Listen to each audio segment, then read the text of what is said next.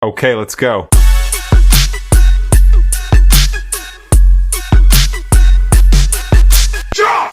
Have you ever felt like your money just has a mind of its own? Like it just vanishes? Well, you are definitely not alone. Over the next few minutes, we're going to make sense of money management and give you a really simple but powerful way to take back control. Let's dive in. Right? This is a feeling so many of us know. The paycheck hits your account, you pay some bills, you live your life, and then boom, you're looking at your balance wondering, okay, where did it all actually go? That feeling is exactly what we're going to tackle today. And this quote just hits the nail on the head, doesn't it? Financial stress isn't just about numbers. It's this heavy weight that affects our day-to-day lives. But here's the really good news. Managing your money isn't about being perfect. It's about building a system that cuts down on that stress and gives you back a sense of control. So why even bother with all this stuff? Honestly, because getting a handle on your money is like developing a superpower. It is one of the most empowering things you can do for yourself, not just for some far-off future, but for your peace of mind, like right now. Okay, let's bust a huge myth right now. A lot of people think money management is all about restriction, about cutting out everything you love. It's the exact opposite.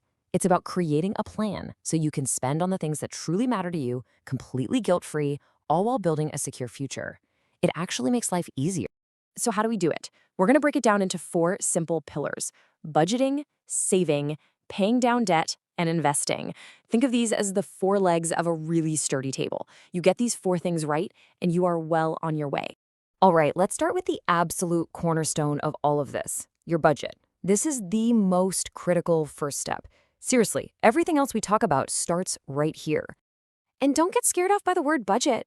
Forget those intimidating spreadsheets for a second. All a budget is a roadmap. It's you telling your money where to go instead of wondering where it went. It puts you in the driver's seat. And making this roadmap is really just a simple 3-step process. First, you got to know where you're going. What are your goals? Second, you have to know where you're starting from. So where's your money actually going right now? And third, you just connect the dots. You make a plan that lines up your spending with your goals. And if you need a place to start, the 50-30-20 rule is a total game changer. It's super straightforward. 50% of your after-tax income goes to your needs, rent, utilities.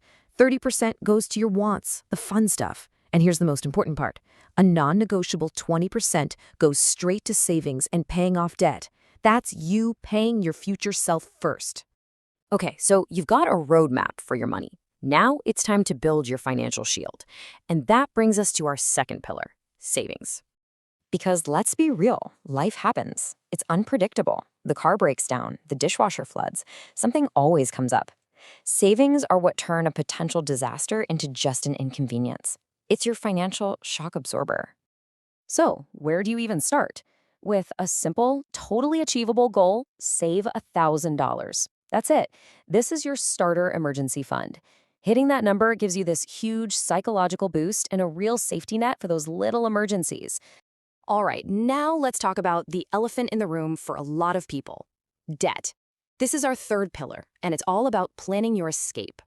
Looking at a big credit card balance or student loan statement can feel like you're at the bottom of a huge mountain, and it is overwhelming. But listen, you're not stuck. There is always a path forward, and the first step is just creating a clear, simple plan. And what I love about this is that there's not just one right way to do it. You've got options. The avalanche method, where you pay the highest interest first, is going to save you the most money over time. But the snowball method, where you knock out the smallest debts first, gives you these quick wins that are super motivating. You know what the best method is? The one you'll actually stick with.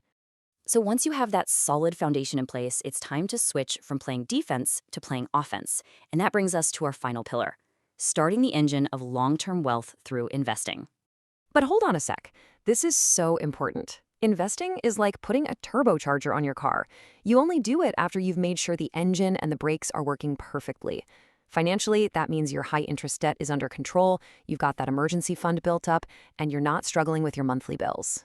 When you are ready, investing is how you truly put your money to work for you. It's the engine that's going to power you toward those huge long-term goals, like a comfortable retirement or maybe even financial freedom.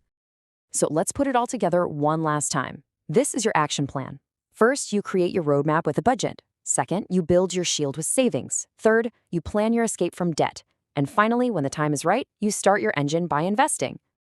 We've covered a lot, but real progress only happens when you take action.